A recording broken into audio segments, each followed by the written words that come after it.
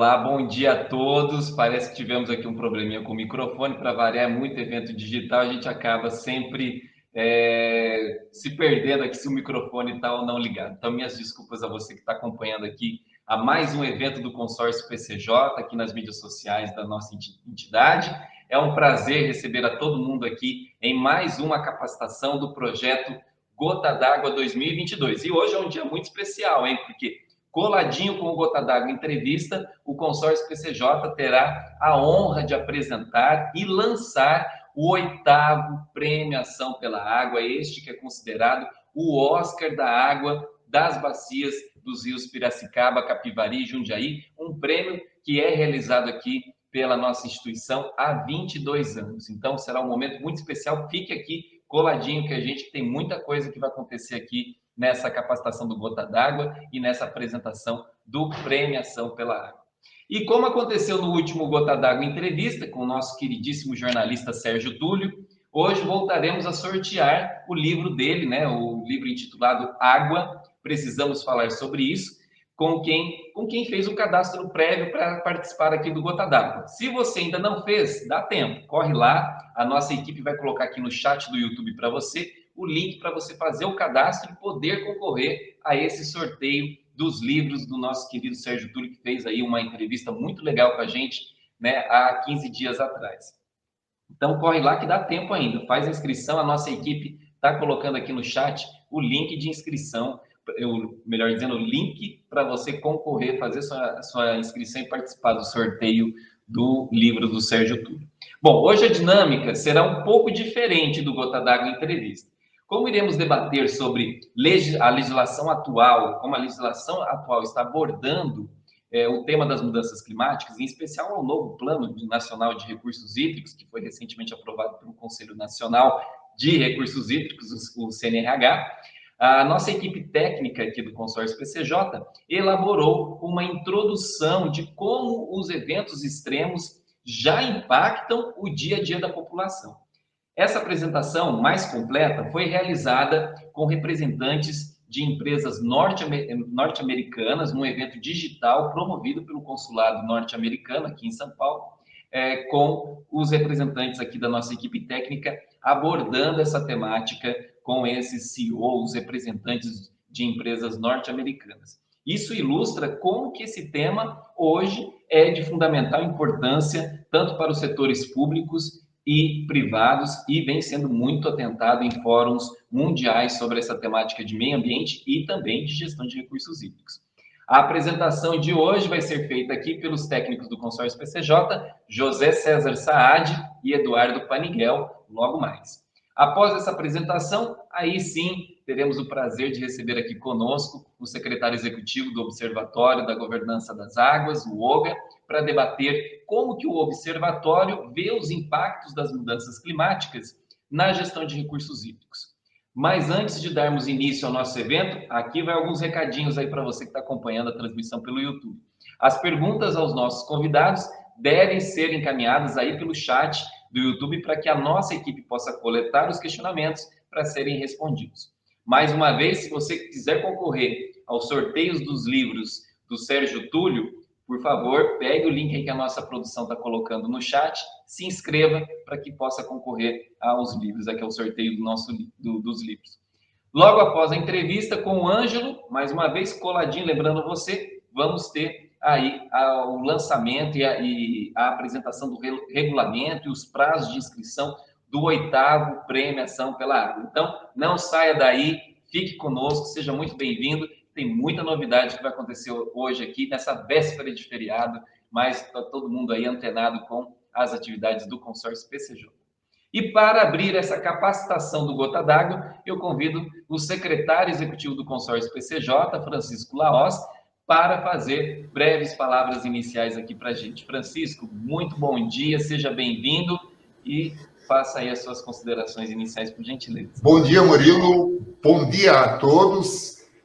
Hoje estamos mais uma vez falando, né? Nós mencionamos Projeto Gota d'Água, mas na realidade é o Programa de Educação Ambiental do Consórcio PCJ, de Sensibilização Ambiental do Consórcio PCJ, Gota d'Água, que engloba N outros projetos da entidade, como a Semana da Água e vários outros projetos dos municípios, das ONGs e dos nossos parceiros em geral.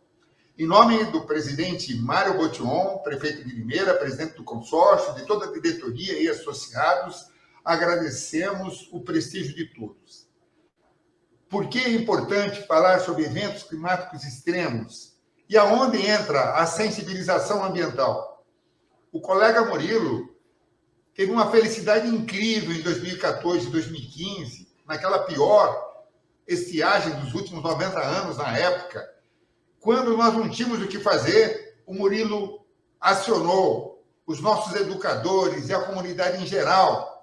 E através da sensibilização ambiental, nós reduzimos temporariamente em 20% o consumo em toda a bacia hidrográfica, que hoje se mantém na ordem de 12%, desde lá de 2015. E como está 2022? José César e Eduardo irão falar sobre isso. As chuvas de janeiro foram boas, mas fevereiro, março e abril estão abaixo das médias históricas. O Cantareira está em decréscimo, que é aqueles grandes reservatórios lá das cabeceiras dos formadores do Rio Piracicaba, que garantem mais de 20 municípios, principalmente do entorno de Campinas. E os municípios que não têm o sistema Cantareira, como ficamos? Então, na realidade, o que nós precisamos, acima de tudo, é acionar todos os nossos parceiros para que esse ano de 2022, que infelizmente, para a nossa região, está de poucas chuvas, né? Estamos com inveja lá dos mineiros, né? A Ana está anunciando aí que os reservatórios geradores de energia elétrica estão no mínimo com 90%, né, Murilo? Mas não é a realidade do nosso Cantareira, dos nossos reservatórios de curso d'água. Então, unidos. E esse moço que está aí, Murilo Santana, ele é especialista nisso. Acionar as pessoas e, através da sensibilização, nós realizarmos o uso inteligente da água, não é isso, Murilo? E já colocarmos em prática ações que evitem que esse ano seja um ano também de estiagem e de escassez e sofrimento. E que 2023 não seja um ano com um agravamento maior ainda. Então, pense antes que aconteça, una-se a nós, bem-vindos ao Gota d'Água 2022 e a sensibilização pelos eventos climáticos extremos. Muito, muito grato a todos. Estamos juntos. Sempre juntos, Francisco. E ó, quero pedir para o Francisco não sair, né? Logo mais depois ele volta para conversar um pouquinho com a gente também sobre o Prêmio Ação pela Água. Esta premiação que é, sem dúvida alguma, o Oscar aqui das bacias PCJ sobre a questão da água. É aguardadíssimo a cada edição esse prêmio. As pessoas participam, escrevem projetos. Temos aqui uma categoria também que é destinada aos jornalistas. Então, com a inscrição de matérias que impactaram sobre a temática da água. Então, daqui a pouquinho o Francisco volta para falar um pouco sobre essa história, sobre essa importância dessa premiação para a gestão de recursos hídricos aqui na bacia do PCJ. E, como eu disse, a dinâmica hoje é um pouquinho diferente. Nós vamos ter aqui uma introdução dessa temática das mudanças climáticas feita pela equipe técnica do consórcio, essa mesma apresentação que foi, como eu já mencionei, feita para empresas norte-americanas a convite do Consulado dos Estados Unidos aqui de São Paulo. Então, eu gostaria agora de convidar o nosso coordenador de projetos, o José César Saad, que irá iniciar essa breve apresentação e logo em seguida o Eduardo Paniguel também fará as suas considerações sobre essa temática das mudanças climáticas. Então, José César, bom dia, seja bem-vindo. E, afinal de contas, as mudanças climáticas já estão impactando aí a vida das pessoas? Bom dia, Murilo. Bom dia a todos, amigos do programa de educação ambiental, em particular do projeto Gota d'Água. Muito bem. Sim, as mudanças climáticas, elas são um fato e nós temos que melhorar a nossa convivência com essas mudanças, né? Solicitar aí ao Emerson, né? Ele já postou aí o projeto Gota d'Água, as mudanças climáticas, perguntando o que são essas mudanças climáticas, né? Então, vamos tentar elucidar para vocês, falar um pouquinho para que vocês entendam e busquem com ações no seu modo de vida impactar menos o meio ambiente para que nós tenhamos efeitos menos adversos. Emerson, por favor. Então, as mudanças climáticas, o que são? São transformações de longo prazo nos padrões de temperatura e clima. O que significa isso? Significa que as temperaturas elas estão variando, tanto a mínima quanto a máxima, fora do, podemos chamar assim, da normalidade, né? Nós estamos tendo temperaturas no inverno, não só aqui no Brasil, né? Mas na Europa, na América do Norte, temperaturas no inverno muito grandes, muito baixas, né? E temperaturas máximas muito elevadas, né? Aqui na América do Sul, aqui no Brasil, a gente tem sentido muito isso, né? Então, essa transformação no padrão, ou seja, a amplitude de temperatura tem aumentado muito, a mínima para a máxima. E no clima, a gente tem percebido chuvas muito intensas, furacões, e uma série de outros fatores que têm, né, provocado isso. Essas mudanças climáticas elas podem ser naturais, né, como por meio das variações do ciclo solar, isso é um fato, né? Mas desde 1800, essas atividades humanas, né, elas têm sido o principal fator impulsionador dessas mudanças climáticas. Essas mudanças climáticas, elas, como a gente já viu agora há pouco, elas são naturais. Porém, a ação do homem no meio ambiente é que tem intensificado, tem acelerado isso. De que forma? Com a queima de combustíveis fósseis, né, que geram gases, emissão de gases de efeito estufa, que agem como um cobertor em volta da Terra, retendo o calor do Sol e aumentando e elevando as temperaturas, né? O desmatamento de terras e florestas, né, também podem liberar o dióxido de carbono, aterros de lixo, né? Esses lixões, principalmente, que também emitem o gás metano, que é muito prejudicial à nossa camada atmosférica, a energia, a indústria, transporte, edificações, todas essas ações têm impactado nas emissões de gases de efeito estufa. Por favor.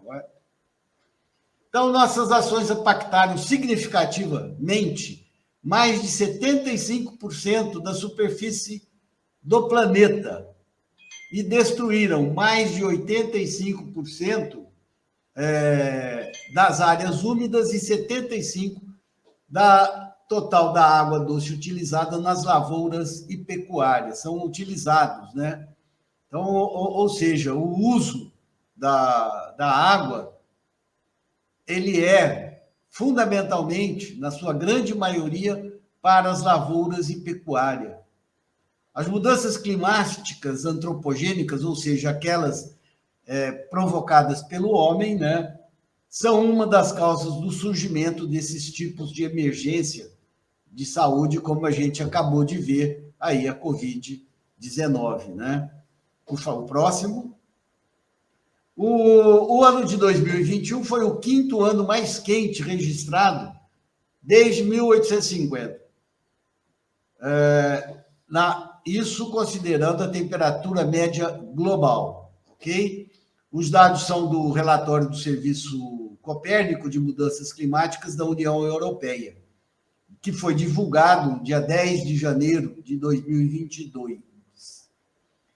O resultado é o do ano em que os níveis de gases aquecedores do planeta, como o dióxido de carbono e o metano, chegaram nos patamares recordes, ou seja, as emissões de dióxido de carbono e de gás metano, aquele que saem principalmente dos lixões, bateram o recorde desde que se iniciaram as medições, né? Então, é isso que tem provocado essas grandes alterações no nosso clima. O próximo, por favor. Isso é um gráfico que apresenta as anomalias de temperatura no ano, né? Nós vemos aí essa curva interrompida em preto, né? Que é do ano de 2021, porque são dados que são coletados, avaliados e demoram a ser publicados, né? Mas nós podemos ver que o ano de 2016, em particular, foi um ano que tivemos as maiores anomalias de temperatura, né? E isso foi 2 anos após, né, o evento de grande estiagem, de grande seca aqui na região sudeste do Brasil. O próximo, por favor. Os cenários de mudanças climáticas apontam para uma mudança de temperatura média acima de 2 graus Celsius, que inclui grandes desequilíbrios em ecossistemas fundamentais para a sociedade, para a sobrevivência da humanidade. O IPCC, que é o Instituto Internacional para Mudanças Climáticas, né, declara que é muito provável que eventos extremos de precipitação ocorram com maior frequência e intensidade. Ou seja, nós estamos sujeitos a que ocorram chuvas em grande volume, aquelas chuvas que provocam desastres, e também grandes secas, ondas de calor sejam mais prolongadas, né? E isso é que está no relatório de 2014 do IPCC. Nas próximas 2 décadas, o impulso global para a segurança alimentar e energética e por sustentar a urbanização representará uma demanda de água sem precedentes, ou seja, cada vez mais, com o desenvolvimento, nós estaremos necessitando de água. Próximo, por favor. A cultura de abundância de água, né, no Brasil, principalmente, como recurso infinito, é fundamentada pela grande oferta de água, de recurso hídrico no Brasil. Só que nós precisamos rever isso, precisamos modificar este sentimento nos brasileiros, porque a água no Brasil, embora tenhamos, o Brasil seja o país com a maior quantidade de água doce do mundo, essa água ela está, digamos assim, mal distribuída. Ela está concentrada, na sua grande maioria, na região norte do país, é onde nós temos também a menor população, ou seja, a quantidade de água na região norte é muito grande e a população muito pequena. E aqui na região sudeste, com o maior número de pessoas, de habitantes, nós temos o segundo menor volume de água para abastecimento. O aumento dos eventos extremos relacionados a secas e tempestades não interfere somente na disponibilidade hídrica, mas também nos parâmetros que determinam a potabilidade de água. Ou seja, nós, às vezes, temos água, porém não com a qualidade para que seja utilizada no abastecimento público. Então, o grande problema que nós iremos enfrentar, além da escassez da água, é o da escassez da água boa, aquela que pode ser utilizada para consumo. Isso é um grande problema que nós teremos que trabalhar e enfrentar para melhorarmos essa condição. O próximo, por favor.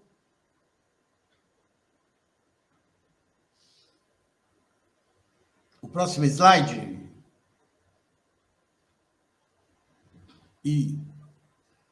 Este. As altas temperaturas, né, e essas ilhas de calor, chuvas fortes, secas intensas, né? São os eventos extremos, são o que nós chamamos de evento extremo, que são eventos, são, como chama assim, coisas que acontecem em razão das mudanças climáticas, né? Então, as modificações nos regimes de chuva poderão influenciar a quantidade e a qualidade dos recursos hídricos, e se não contivermos o aquecimento global, as emergências climáticas irão ocorrer com maior frequência, aquilo que a gente já havia dito no início, que em razão do aquecimento, nós temos normalmente enfrentado nos últimos anos eventos, os impactos dos eventos extremos cada vez maiores, né? Então é isso que eu tinha aqui para dizer para vocês, o que são as mudanças climáticas e quais os principais impactos dela no meio ambiente. Muito obrigado.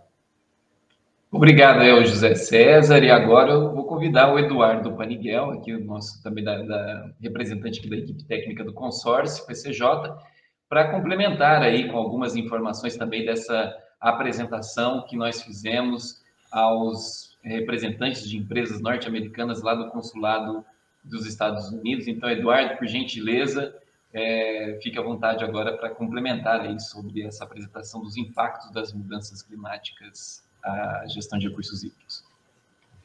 Muito obrigado, Murilo. Bom dia a todos.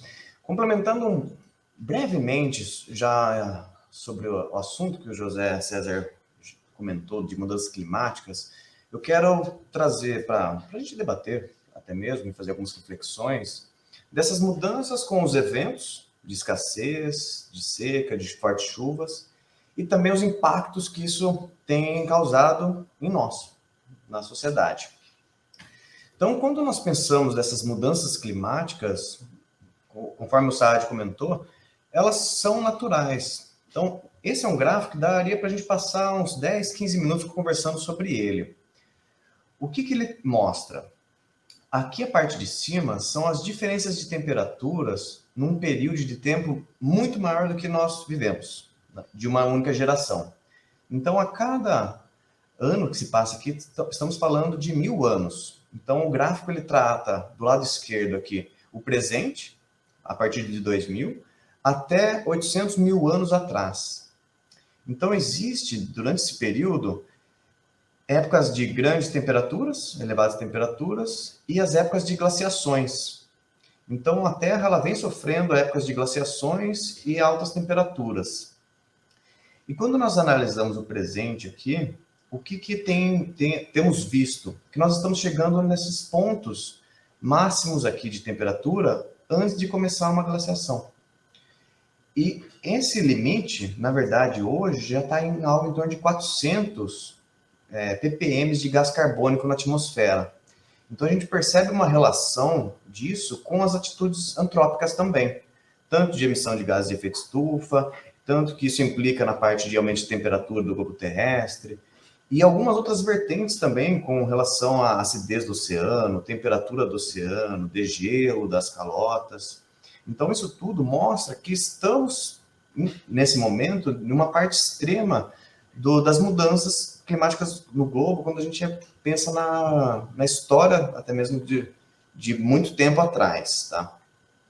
E isso é visto em poucos anos. Então, da década de 60 até a década aqui um pouco mais atual, de 2018, 2017, nós percebemos que a temperatura média, ela tem elevado. E chegou a atingir quase 3 graus aqui nessa faixa de tempo. Então, essas mudanças têm causado essas ocorrências de eventos naturais com maior frequência. E os eventos naturais, quando eles acontecem em locais que nós estamos, aí nós podemos chamar isso de desastre natural. Então, por exemplo, né, quando acontecem as cheias no Pantanal, que é um local propício para isso, né, aquele ecossistema ele depende disso, ele não gera tantos impactos. Mas quando acontece uma cheia no meio de uma cidade, nós temos muitos prejuízos ali, inclusive em alguns casos até falecimento de pessoas, né? E quando nós comparamos o número registrado de desastres naturais aqui no Brasil, fazendo a compilação dos dados de 1991 até 2013, 2012, e pegando os dados também disponíveis nas plataformas oficiais do Ministério, nós vemos que os números de desastres naturais, os registros, eles têm aumentado também. Então, não são somente os eventos, né, que estão acontecendo, mas os impactos disso na nossa sociedade também têm sido aumentados. E quando nós falamos de desastres naturais, eles podem ser de diversas frentes.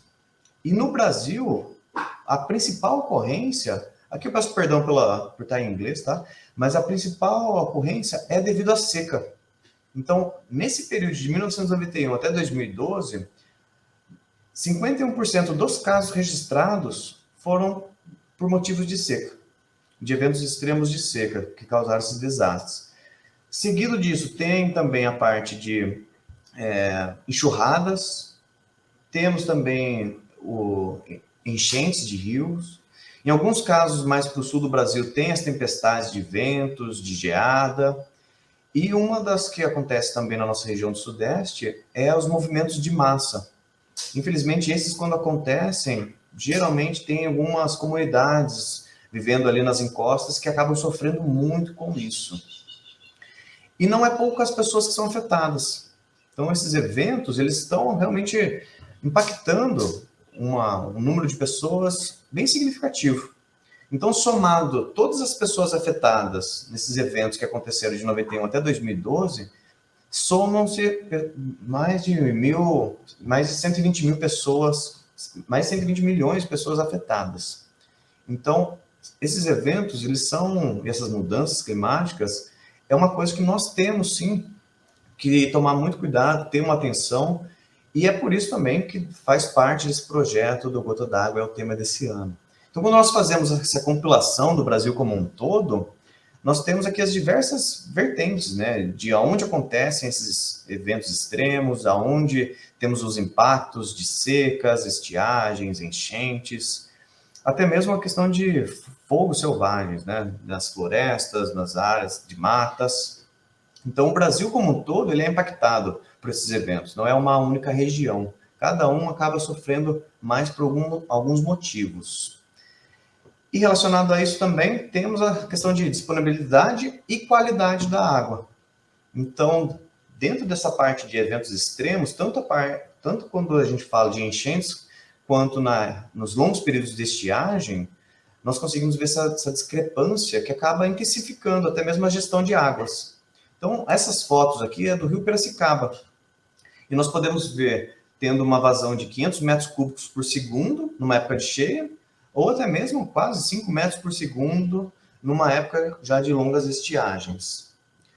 Quando nós analisamos esses eventos extremos em algumas outras vertentes, como eu falei da parte de fortes chuvas, deslizamento de terras, esses movimentos de massa, nós temos o caso de Petrópolis, recentemente, em fevereiro, que foram chuvas extremamente fortes, que quando nós analisamos aqui os pluviômetros, essa imagem da esquerda, alguns deles identificaram 260 milímetros numa questão de poucos dias, de 1, 2 dias. Sendo que a média do mês de fevereiro para essa região era de 330, 360 milímetros. Então, foram chuvas extremamente fortes. Devido a isso, tem os impactos também dentro da sociedade. Então, vinculado a toda essa parte de secas, de chuvas, da parte de gestão de água, do nosso consumo, do abastecimento, temos também o caso do Cantareira, de 2014, 2015, 2016, que atingiu níveis abaixo ali da região de captação, tendo que utilizar o volume morto. Então, eu trago essas informações para a gente fazer uma reflexão e passar a bola também para maiores debates dentro do projeto, como o Gota d'Água, e também para hoje já o lançamento. Então, eu devolvo a palavra agora para o Murilo e eu agradeço a atenção de todos. Obrigado ao Eduardo, obrigado também ao José César por esses comentários, essas informações que vão servir agora de embasamento para a gente receber aqui o nosso convidado especial desse Gota d'Água Entrevista, que é o secretário executivo do Observatório da Governança da Água, o OGA, que é o Ângelo Lima. Ângelo já está aqui conosco. É sempre um prazer recebê-lo aqui, ouvir as suas palavras, as suas considerações. O Ângelo tem aí experiência de passar por várias instituições ligadas à questão ambiental, então tem uma experiência muito grande na área de gestão de recursos hídricos. É muito importante e necessário ouvir pessoas como o Ângelo sobre essa questão toda que envolve hoje, principalmente como que essas mudanças climáticas, esses eventos extremos, estão impactando a forma como a gente deve olhar para a água. Então, Ângelo, muito bom dia, seja bem-vindo, obrigado aí por ter aceitado o convite de falar aqui conosco e com os representantes, os participantes do projeto Gota d'Água. Murilo, eu que agradeço o convite, bom dia para todos e todas. Eu sinto bastante honrado por estar aqui com vocês nesse trabalho que o consórcio desenvolve e desde já deixando aqui meus parabéns por levantar essa bola da questão das mudanças climáticas, especialmente na gestão de recursos hídricos.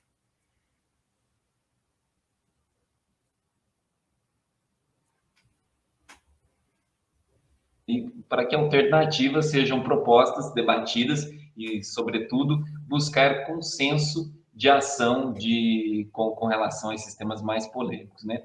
Um exemplo disso é o próprio Plano Nacional de Recursos Hídricos, que é o documento mais importante na área de gestão de recursos hídricos, foi recentemente apresentado e aprovado no CNRH, o Conselho Nacional de Recursos Hídricos, onde tem até um capítulo especial sobre mudanças climáticas, né, nesse plano. E é muito importante a gente trazer para o debate como isso impacta na gestão, na governança da água e, sobretudo, como que a população será impactada, tanto já está sendo pelas mudanças climáticas e, obviamente, por essas novas legislações que virão aí, né? Mas antes eu queria dar um recadinho para você que está aí acompanhando a transmissão aqui pelo YouTube do Consórcio PCJ. É sempre bom lembrar que a sua participação é muito importante para nós, por isso não se acanhe. Faça perguntas aqui para os nossos convidados através do chat aí do YouTube, que a nossa equipe de produção, fará a coleta desses questionamentos para que a gente possa aqui ler e debater com os nossos convidados. Bom, Ângelo, para começo de conversa, então, vamos lá. Eventos climáticos extremos se tornaram mais frequentes, como a gente tem visto aqui nessa última década, e foi apresentado até pelos técnicos do consórcio PCJ, e tendem a se intensificar, segundo os fóruns internacionais de debate de meio ambiente e de água. A legislação atual de recursos hídricos, aí eu não estou falando só de plano nacional, estou falando dos planos de bacias, a legislação como um todo. Essa legislação atual de recursos hídricos, ela consegue atender essa ocorrência, essa intensificação dessa ocorrência de eventos climáticos extremos, ou quais mudanças você acredita que precisariam ser realizadas? Essa é uma pergunta bastante importante, porque assim, o Brasil tem um bom arcabouço legal e institucional, não somente relacionado a recursos hídricos. Porém, a grande questão nossa do ponto de vista da legislação ambiental de recursos hídricos é a questão da implementação da legislação, né? A implementação dessa legislação precisa ser, inclusive, cobrada por toda a sociedade brasileira. Então, nós tendo, sim, uma legislação que permite nos prepararmos para esse desafio das mudanças climáticas, que possibilita que a gente tenha, nos planos de bacias, né, a incorporação dos temas das mudanças climáticas, né, nos diagnósticos, por exemplo, o olhar sobre a qualidade, o olhar sobre a quantidade da água, quer dizer, especialmente nesse cenário de incertezas que a gente tem de mudanças climáticas. De qualquer forma, a grande questão que a gente, antes mesmo, e até, né, parabéns aí pelo início da apresentação que tivemos aqui, eu ouvi boa parte, é que a gente tem um grande desafio que é a integração, e aí isso não diz respeito exatamente à questão da legislação, a integração da gestão ambiental com a gestão de recursos hídricos. E aí a gente tem desafios enormes no Brasil, né, do ponto de vista da governança que a gente tem, por exemplo, nos municípios brasileiros. Que é, com esse cenário que a gente tem, os municípios brasileiros cada vez mais precisarão se preparar e ter governança, quer dizer, ter estrutura para enfrentar esses desafios relacionados à segurança hídrica, para garantir água em quantidade e qualidade, né? Inclusive, também se preparar para a questão dos eventos extremos, de chuvas intensas que ocorriam durante o ano inteiro, agora, em alguns lugares, está ocorrendo durante 4 horas, 3 horas. Então, esse desafio da gestão ambiental, da integração da gestão ambiental com a gestão de recursos hídricos, especialmente, inclusive, nas regiões metropolitanas, como aí a área da região do PCJ, né, do Piracicaba, Capivari e Jundiaí, mas em todas as outras, né, serão necessárias para que a gente possa enfrentar esses desafios. E se a gente falasse já que, né, que os impactos, né, que é muito provável que já sejam das mudanças climáticas, mas mesmo que a gente não trate, por exemplo, disso, nesse aspecto, o fato é que o Brasil já perdeu, né, segundo resultados recentes do MAP Biomas, o Brasil já perdeu 15,7% da superfície de água. Nós ainda somos privilegiados, muito embora, como foi demonstrado aí, as diferenças, né, de quantidade de água que existem nas nossas regiões, especialmente nas regiões mais populosas, são onde tem menos água. Então, nós temos que cuidar muito bem dessa água para garantir, inclusive, todos os usos da água, como diz a nossa legislação, que esse é um ponto, inclusive, importante da nossa legislação, né? O arcabouço legal é bem importante e é muito bom para nós, né? Especialmente quando se trata da possibilidade da gente ter uma gestão descentralizada e participativa com a criação de comitês de bacias. Então, portanto, a nossa legislação é muito importante. Agora, a gente tem que olhar essa integração, porque o que vem acontecendo de diminuição de chuvas em algumas regiões tem a ver com esse desmatamento que ocorreu, não só na Amazônia, mas também em todos os outros biomas. Quer dizer, a Amazônia tem uma influência muito grande do ponto de vista do regime de chuvas para toda a nossa região sudeste, centro-oeste e região sul. E esse desmatamento acaba fazendo com que a gente tenha a diminuição de chuvas. Agregado a isso, ao fato de não termos muitas bacias ou várias bacias com pouca cobertura florestal, mesmo quando a água da chuva vem, essa água da chuva não infiltra no solo ou infiltra muito pouco. Quando tem cobertura vegetal, a infiltração da água da chuva é cerca de 35% vezes mais, né? 35% a mais de infiltração da água da chuva quando tem cobertura florestal e vegetal. E é por isso, e é interessante, porque é esse mesmo fator que o colega estava mostrando aí, é esse mesmo fator que também nas áreas urbanas, principalmente, porque encontra o solo completamente impermeabilizado, é o mesmo fator que, quando ocorre o evento extremo das grandes chuvas, das chuvas intensas em poucas horas, é esse mesmo fator que acaba acontecendo as enchentes, né? Então, o manejo urbano e rural do solo é fundamental para que a gente se prepare, né, para esses eventos extremos, tanto do ponto de vista da seca, quanto do ponto de vista, né, das enchentes. Nas áreas urbanas é preciso a criação de mais parques, né, parques urbanos, né? É bem interessante, viu, Ângelo? Você pontuou aí uma questão muito importante, a questão do desmatamento da Amazônia, né? Um exercício muito prático pode ser visto. Agora, atualmente, está sendo transmitida aí a novela do Pantanal, é bem nítido nas imagens da fotografia da novela a redução do espelho d'água, das águas do Pantanal. Se as pessoas quiserem fazer um exercício, você pode puxar as cenas no YouTube da novela, da primeira versão da novela com a novela atual, você vê nitidamente como o Pantanal reduziu a sua quantidade de água, né? Então, essa questão de achar de que o que acontece lá na Amazônia, no Pantanal, agora, nesses últimos anos, as queimadas, né? Isso não interfere na vida, na sua casa, é um equívoco, né? Sem dúvida que nós temos que mostrar cada vez mais, inclusive para que a sociedade. E a gente já vê muitas redes da sociedade se organizando para esse olhar, mas ainda é aquém de influenciar, inclusive, os governantes, né, os gestores públicos.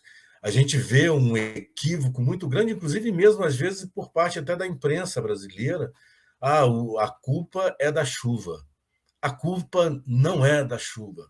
A culpa é do nosso processo, né, de ocupação, da forma de ocupação, e as populações, inclusive, não são populações vulneráveis, são populações vulnerabilizadas por falta de uma política pública, por exemplo, na área da habitação, para que as pessoas não ocupem áreas de encosta, né, para que não ocupem áreas de mananciais. Então, essa integração da política pública, inclusive no que diz respeito à questão habitacional, é fundamental, porque a gente não tem qualidade de vida o morador que vive numa área porque todo Rio, né, tem sua área de inundação. A gente pega cidades como Belo Horizonte, São Paulo, Rio de Janeiro, boa parte dos rios estão canalizados de forma aberta ou fechada, 80% dos rios. E cerca de 100% da área urbana desses municípios, dessas capitais, e eu estou falando de 3, mas todas as outras, os números não são muito diferentes, estão completamente asfaltada, impermeabilizada. Então, quando essa água, imagine agora com esse evento extremo, ele vem e chove muito durante poucas horas, encontra um bueiro que, infelizmente, muitas vezes está cheio de lixo, né? E aí enche o bueiro, enche a rua, enche a cidade e causa os problemas sociais. Então, quem mora em áreas de encostas, por exemplo, né, está sujeito, infelizmente, a esses os deslizamentos que podem acontecer. Então, assim, qualidade de vida tem a ver com a questão ambiental, com a questão de olhar sobre a água, de ter água, mas também da água, não da água, mas do nosso modo de ocupação causar esses problemas que a gente tem. Inclusive, também lembrar, né, que a gente tem 35 milhões de brasileiros sem acesso à água potável e 100 milhões de brasileiros sem tratamento de esgoto. Quer dizer, que isso, inclusive, gera problemas de saúde para a nossa população, né? Boa parte dos nossos leitos hospitalares estão ocupados com doenças com origem na má qualidade da água. E você tocou em um ponto que eu achei bem interessante, que é a questão da sensibilização dos gestores, né, dos técnicos. Até eu gostaria que você que você explicasse um pouco o seu sentimento, porque a gente tem visto aí nos fóruns internacionais, né, e também aqui dentro do Brasil, essa questão das ocorrências de eventos climáticos extremos ser constante, né, essa preocupação é evidente nesses fóruns de debates, né, e você tem alertado aqui para nós aqui na sua fala, a necessidade de sair do planejamento para algo concreto, né? Você acredita que os técnicos da área de recursos hídricos já estão sensibilizados sobre essa urgência climática, ou você acha que não? Ou, melhor até, a área de recursos hídricos pode não estar totalmente sensibilizada sobre essa urgência, mas ainda assim está melhor capacitada do que, por exemplo, outras áreas do setor público, como do governo federal, estadual e os governos municipais. Como é que você avalia essa sensibilização sobre essa urgência climática? Assim, no nosso olhar, né, do ponto de vista nacional, é que as mudanças climáticas têm aparecido, né, e têm sido incorporada mais fortemente no tema da gestão de recursos hídricos. Mas ainda assim, do ponto de vista geral, aquém da necessidade.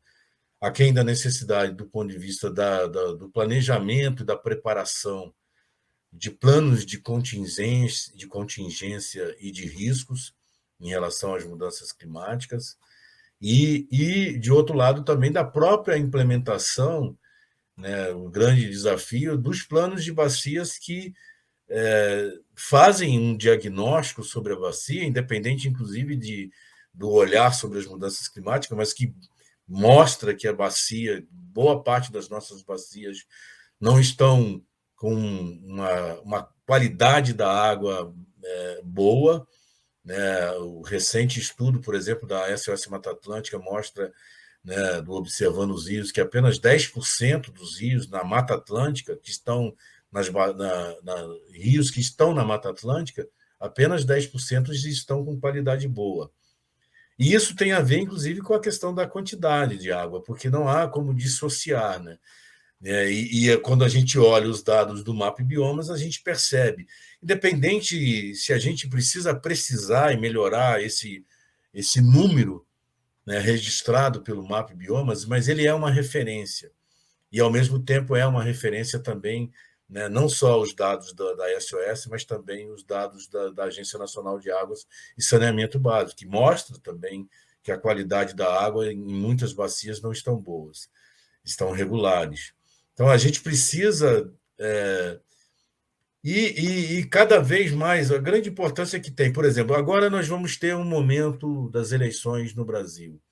É preciso olhar para isso, olhar os candidatos que, de fato, têm história, que atuam sobre essa questão, né? Os governadores colocaram nas suas agendas, vão colocar os candidatos, governadores e governadoras, candidatas, né?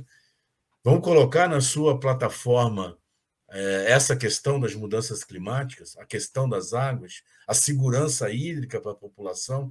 Quer dizer, a sociedade brasileira também precisa, além de votar, precisa se organizar para cobrar, né, e permanentemente estarmos, né, mobilizados para que essas ações aconteçam. Quer dizer, nós vimos agora lá, infelizmente, né, teve ano passado o sul da Bahia, Minas Gerais, cidades de Minas Gerais, e agora, mais recentemente, Petrópolis.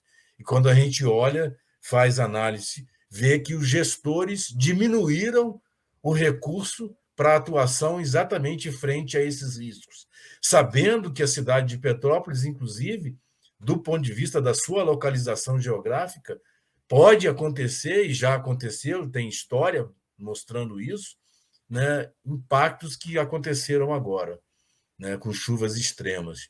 Então, por que o gestor público faz isso, né? Se é o contrário que ele tem que fazer. Então, nós temos que olhar isso, e a sociedade brasileira, nos municípios e nos estados, e no nível nacional também, precisa olhar para ver se os candidatos, nessas eleições, teremos a incorporação do tema da água, né, dessa integração e do manejo do planejamento e uso do solo, né, e monitorar isso, inclusive, né? Precisamos monitorar esses aspectos para acompanhar se, de fato, aquilo que foi inserido no contexto do programa, da plataforma, de fato vai ser observado e vai ser implementado. Porque nosso maior desafio, ainda na gestão de recursos hídricos, e voltando àquela pergunta da política que a gente tem, a nossa política é boa, o que falta é implementar a política, né? E, Ângelo, então, partindo desse pressuposto, a política é boa, né? E também dessa questão de como fazer, né? Como, digamos, dar um pontapé inicial aí para esses gestores começarem a se sensibilizar sobre essa importância desse debate, né? O Plano Nacional de Recursos Hídricos, que é o documento máximo, né, nacional que a gente pode falar, né? Ele deve balizar depois todos os outros planos, os planos estaduais, os planos de bacias. Você avalia que é positivo esse capítulo que foi inserido no Plano Nacional de Recursos Hídricos sobre mudanças climáticas? E como que a gente pode fazer o Plano Nacional de Recursos Hídricos sair de um documento lá, parecendo quase que uma coisa meio que somente de ficar se vendo, né, e passar para a ação prática, que essa é a grande crítica ao plano, né? Olha, todo, todo componente de construção de política pública, especialmente quando se trata de uma política pública que a gente está falando de que tem e precisa ter uma construção participativa, né, da sociedade brasileira, né, começa. Esse é um primeiro desafio. Né? O Plano Nacional de Recursos Hídricos tem esse aspecto positivo de incorporar, né, um capítulo sobre mudanças climáticas, e vamos aqui, né, dizer que, deixando aqui uma certa crítica a esse processo de construção, mas, de outro lado, agora temos o plano. Agora, a grande questão do plano, para que ele saia do papel, é exatamente essa construção de uma governança participativa com a sociedade, com os gestores, para que ele, de fato, saia do papel. Não basta apenas construir o plano, né? É preciso fazer com que esse plano seja incorporado. E, para isso, né, um elemento importante é o sentido de pertencimento, né, da sociedade brasileira, dos gestores, a esse plano. Quer dizer, muito embora a gente tenha o desafio grande de um país continental, né, e nesse momento que foi construído o plano, né, ainda estamos no desafio da Covid, né, muito embora tivéssemos isso, né, esse sentido de pertencimento precisaria ter sido mais trabalhado. Mas vamos dizer agora, ele está aí. E isso precisa agora ser reformulado, precisa ser trabalhado para que ele saia do papel. Né? O plano nacional anterior, foi um plano, teve seus desafios, teve seus problemas, mas foi construído. E aí, o que talvez tenha falhado, assim como a nossa política, é a questão da implementação. E esse componente de governança, de construção do pertencimento, para que a sociedade incorpore as políticas, precisa ser trabalhado para que ele possa, né, de fato, sair do papel. Você toca nesse ponto que já tocou várias vezes aqui para a gente, que é muito importante, que é a questão da governança, né? E justamente o OGA, né, o Observatório da Governança da Água, ele tem esse papel justamente de avaliar esses dados e, sobretudo, debater essa governança, né? Como é que o OGA está vendo essas novas legislações, aí, como no caso do Plano Nacional de Recursos Hídricos, e o debate dentro dos comitês de bacias da questão dos eventos climáticos extremos ocasionados pelas mudanças climáticas? Bem, nós temos dois aspectos, né? Um é positivo do ponto de vista daquilo que a gente já falou, né? A nossa legislação, em que pese talvez ter alguns desafios do ponto de vista da sua melhoria, ela é boa e pode nos preparar, tem espaço para nos preparar diante, né, desse desafio das mudanças climáticas, especialmente porque ela afirma uma política, a Lei 9433, que é uma política de gestão descentralizada e participativa através dos comitês com os 3 segmentos. A gente fala, né, a gente ouve os gestores falando tanto da necessidade de diálogo, e é interessante que sempre agora, né, a partir desse momento, a gente tem visto essa ameaça ao diálogo, colocada por mudanças na legislação. E eu não estou falando só da legislação de recursos hídricos, ou propostas de mudança. Então, a nossa lei, né, 9433, ela traz essa grande possibilidade do diálogo que a gente pode ter entre 3 segmentos diferentes, setor público, privado e sociedade civil, né? E setor usuário, né? Público e privado, e porque é nesse espaço do comitê, do Conselho Estadual, e dos Conselhos Estaduais de Recursos Hídricos, do Conselho Nacional, é que a gente pode ter esse diálogo, mas aí vem uma proposta de lei como né, a 45, 46, né, que está aí no Congresso, que possibilita desmontar por completo o poder, inclusive, dos comitês de bacias de aprovarem seus planos de bacias. Então, a gente tem esses dois desafios. Quer dizer, um lado muito positivo com a Lei 9433, de outro essas ameaças. Inclusive ameaças também outras, que é essa autorização, muitas vezes, de permitir que os municípios, né, possam fazer gestão sobre o território, especialmente nas áreas de APP. Porque se isso se torna uma questão que abre para a especulação imobiliária ocupar essas áreas de APP, nós teremos mais enchentes ainda nos municípios brasileiros. Teremos ainda mais eventos, acontecimentos que trarão maior, né, problema para a sociedade brasileira, né, e prejuízos, né, e inclusive prejuízos, né, e aí os prejuízos materiais a gente pode falar, né, mas a gente sabe muito bem que quem tem uma baixa renda, com a desigualdade social que a gente tem, quando ele perde bem material, é muito difícil também. Mas a gente sabe que o pior é a perda de vida. Então, é preciso que nós, nesse momento, e não só agora nas eleições, mas a todo momento, a gente cada vez mais participe dos comitês de bacias, né? Participe de associações como o consórcio PCJ, né? Que a gente realmente cobre, né? Mas também construa políticas públicas para a defesa e proteção dos rios brasileiros. E tem chegado já perguntas até nessa questão que você abordou agora sobre a questão do pertencimento, né? A água é nossa, e se a água é nossa, a legislação também é nossa, né? E aqui a Renata Corte, lá no chat nosso do YouTube, está questionando aqui para você como o cidadão pode fiscalizar e denunciar irregularidades cometidas pelo poder público na área ambiental. Então, é uma questão aí, como que as pessoas podem participar e, ao mesmo tempo, apontar o que elas estão achando que está errado, né? Olha, acredito que tem vários espaços, né, para isso. Acho que o próprio Comitê de Bacia é um espaço que a gente precisa que ele...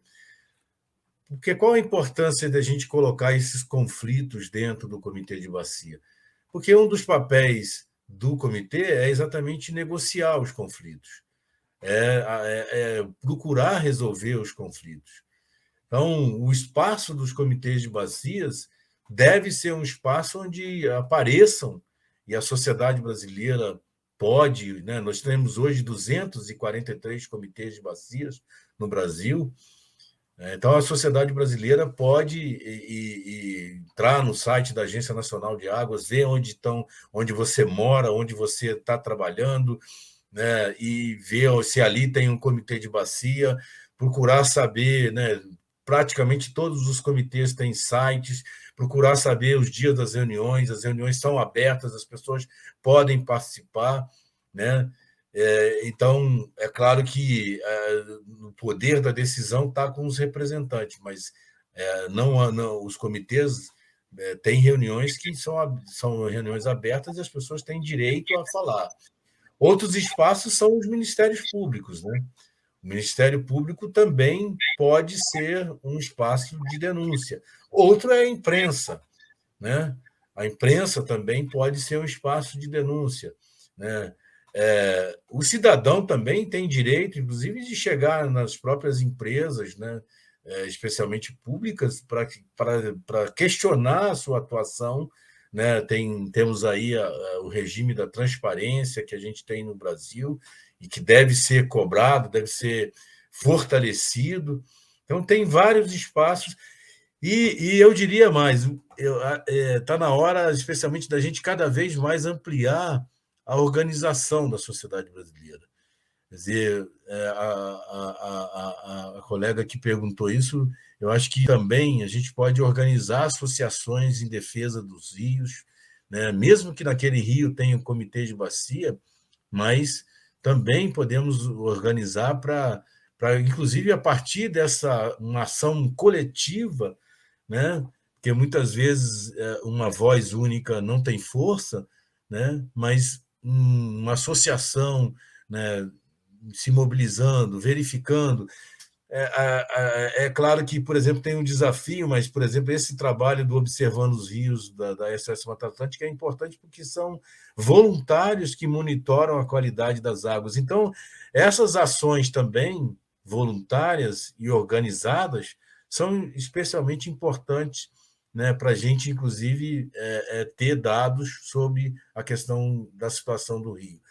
Observar o rio é fundamental, quer dizer, é importante, quer dizer, então tem esses vários mecanismos aí, né, que podem ser utilizados. E, Ângelo, aqui chegou também uma pergunta do Aristóteles Pinheiro Libânio. Ele diz o seguinte, que 30 anos, né, completou 30 anos da Rio 92. E ele tem a percepção de que parece que nada se caminhou desde da Rio 92. Ou parece que, na sua visão, isso mudou? O que você avalia desses, após a Rio 92, que avanços nós tivemos nessa área aí de meio ambiente e recursos hídricos? Olha, nós temos que refletir sobre isso de vários aspectos, né?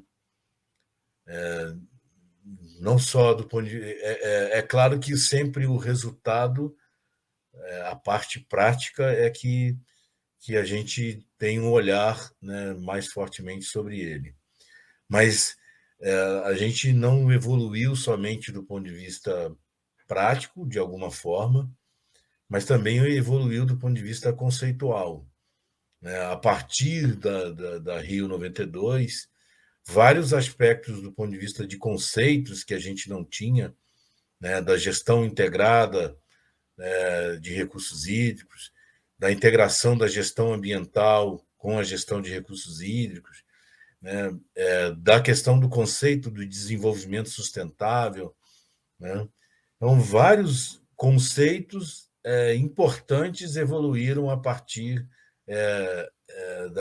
da lei da Rio 92.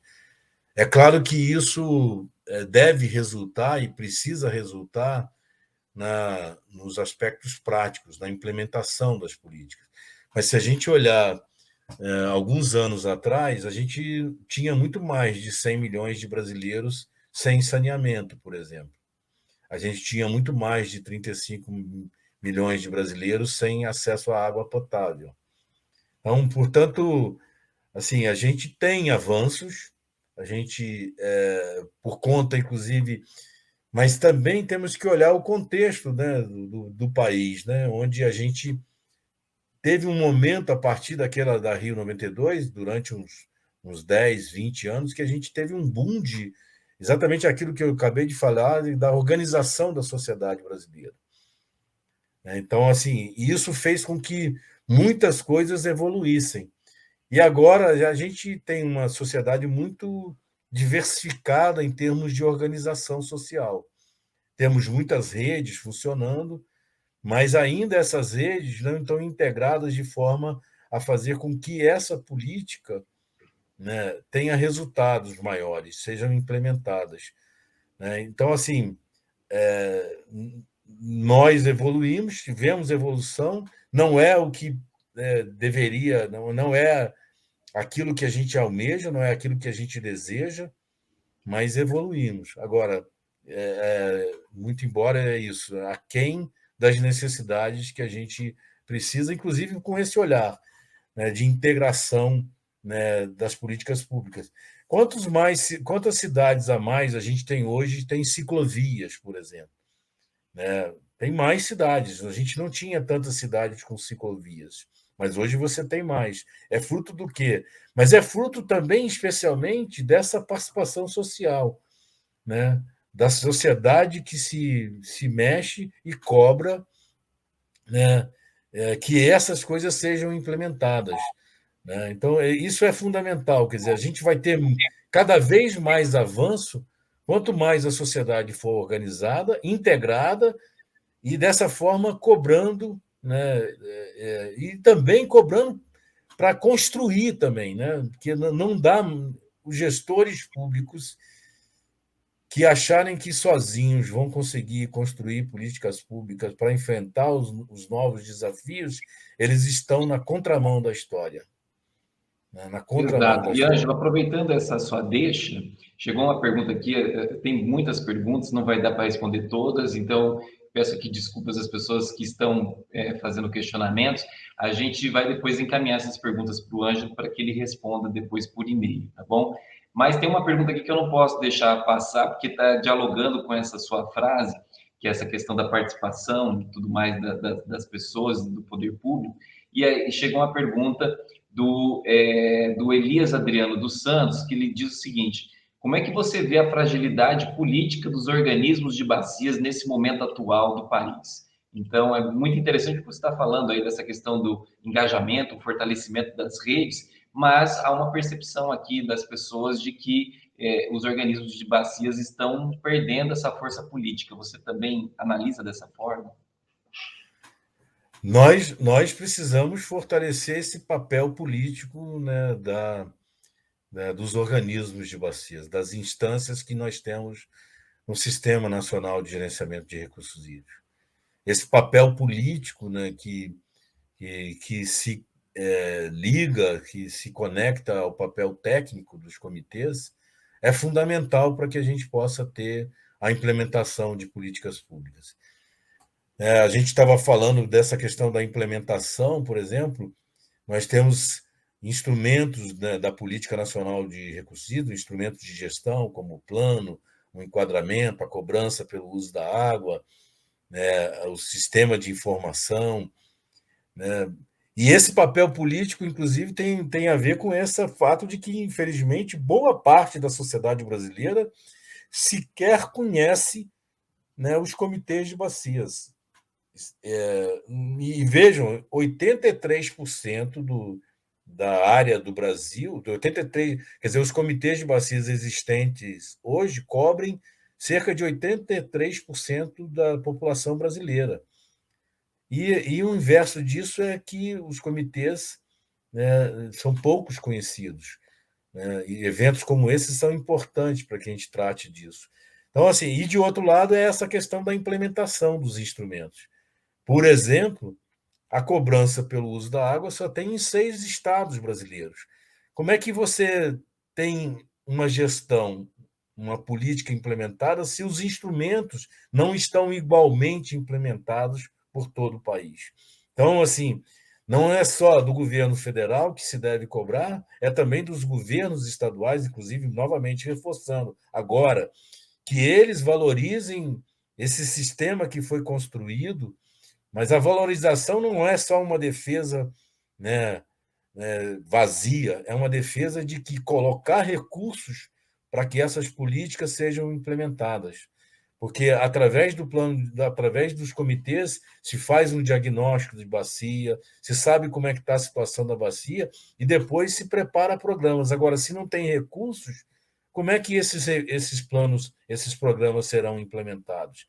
Então, de fato, o colega tem razão, né? Há uma fragilização por parte da não implementação desses instrumentos, por parte não só do governo federal, mas também através do esvaziamento, inclusive, né, e desse PL 45, 46, mas também por parte de vários estados onde não colocam recursos para que os comitês funcionem, para que os comitês realmente façam e cumpram o seu papel, né? O comitê não é um órgão de governo que ora está instalado num estado, nem mesmo no governo federal. O comitê de bacia é um órgão de Estado.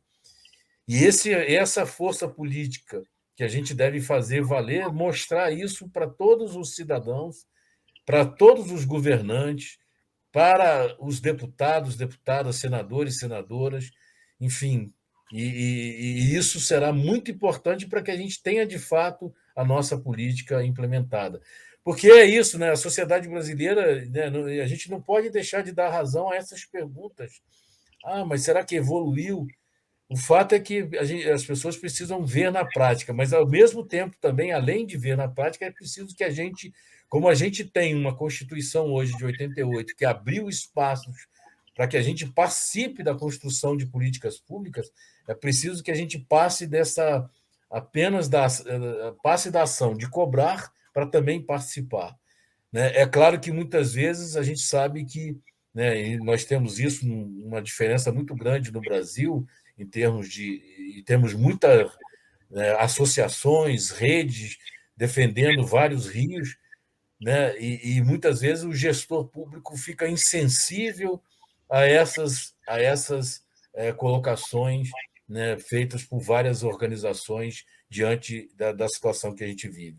Mas é cada vez mais aumentando isso, ampliando isso, é que a gente vai fazer com que a gente tenha política pública implementada e com essa visão integrada, né? Não basta a gente falar assim, vamos, inclusive, por exemplo, criar ciclovias. Mas como é que você vai andar numa ciclovia numa cidade que não tem sequer áreas verdes e a gente vai sempre andar numa ciclovia inalando ar poluído, por exemplo, o tempo todo? Quer dizer, isso vai fazer mal para a gente também. Então, essa questão da integração, governança, manejo integrado do uso do solo na área urbana e rural, integração da gestão ambiental com a gestão de recursos hídricos, né, são elementos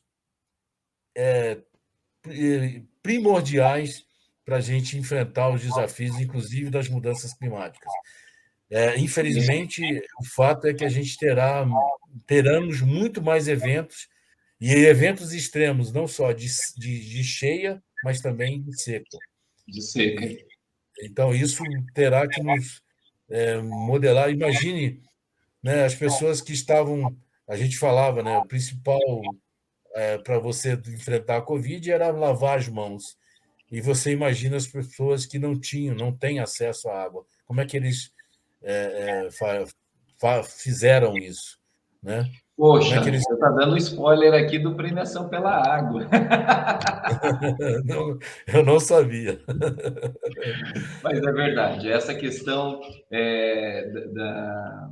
a pandemia trouxe a água de novo para o centro de um debate que sempre falou, mas não com essa evidência como se viu, que é a questão da água e da higienização, né? E que muitas pessoas não tinham esse acesso. Então, isso mostrou também essa falta de democracia do acesso da água, num período onde tanto se precisou de água para combater um vírus extremamente perigoso, né? Mas, Ângelo, o nosso tempo aqui já está estourado, a gente precisa partir para a parte do lançamento do Premiação. Então, você que está chegando agora, querendo ver sobre o lançamento do Premiação pela Água, não vai embora, não. Então, nós estamos encerrando aqui o Gota d'Água Entrevista e, logo em seguida, coladinho aqui com a entrevista, nós vamos fazer o lançamento, apresentar as regras do Premiação pela Água, o tema desse ano, né, que o Ângelo já deu uma adiantada aqui para nós, e também como que você faz a sua inscrição do seu projeto, da sua ação, da sua matéria jornalística para o Premiação pela Água.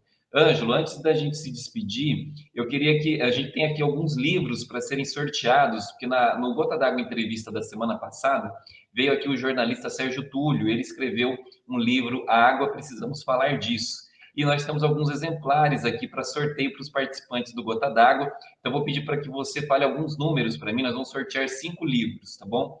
E então, eu vou pedir para que você fale alguns números e a gente vai ver aqui dos que escreveram para participar do sorteio, a gente vai ver quem são essas pessoas. Então, por gentileza, você me fale números de 2 a 36. 2 a 36? Isso. 3. Então, vamos ver, número 3. Peço que a produção aí fique atenta aos números, né, e às pessoas que eu vou falar o nome. Então, de Arthur Nogueira, hein? Essa aqui é de Arthur Nogueira, é a Maria Augusta Paduelli Machado. Então, um livro vai aí para Maria Augusta Paduelli, lá de Arthur Nogueira. Então, Ângelo, qual que é o próximo? 33. 33. Vamos lá no 33. 33 é daqui de Americana. Já vou dar um spoiler aí para a pessoa que foi sorteada. É da Enei Aracati. Então, é a Fátima Divina, Fátima Divina Nasce. Então, Fátima, você também, aí, parabéns, levou um livro do Sérgio Túlio Caldas. Ângelo, mais um número aí para gente. 20. Número 20, vamos ver, 20 é de Pirassununga, da rede municipal, Jussara Luzia Paz Ferrarese. Jussara aí ganhando mais um dos livros, vai para Jussara. Parabéns, Jussara. Ângelo, o penúltimo, hein? Agora a penúltima pessoa que vai receber o livro do Sérgio Túlio. O 2. Número 2, de Vinhedo. É a Clara Mariana Baltazar. Clara Mariana, parabéns. Você também vai receber aí um exemplar. Depois a nossa equipe, a produção, vai entrar em contato para pegar aí pelo seu e-mail, o seu endereço para o envio do livro, tá bom? E por último, Ângelo, a última pessoa a receber o livro aí. Água, precisamos falar disso. Número 10. O 10 é de Piracicaba, é do SEMAI, né, o Serviço de Água e Esgoto, Municipal de Água e Esgoto de Piracicaba, é o Maurício André Marques, que é o presidente lá do SEMAI de Piracicaba. Então, Maurício, parabéns, também vai receber aí um exemplar do livro do Sérgio Túlio Caldas, Água, Precisamos Falar Disso, tá bom?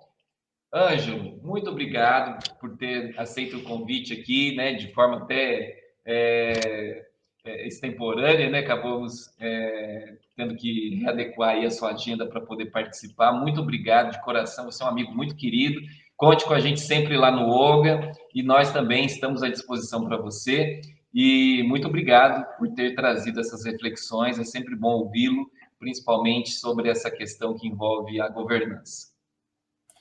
Eu que sou grato e honrado pelo convite. O Consórcio PCJ é parceiro e muito obrigado e gratidão mesmo. Bom dia para todos e todas. O meu agradecimento especial também a todos os nossos convidados hoje aqui do Gota d'Água Entrevista, a você que acompanhou aqui essa manhã de debates e também desse lançamento dessa grande iniciativa que é o Premiação pela Água, que ficou conosco aqui durante essa pouco mais de 1h30. Muito obrigado a todos vocês e nos vemos muito em breve. Mais informações, acesse o site do Consórcio PCJ e as mídias sociais que estão aparecendo aqui embaixo no nosso GC. Obrigado a todo mundo, boa sorte a quem se inscrever ao Premiação pela Água e até a próxima. Um abraço a todo mundo. Tchau, tchau.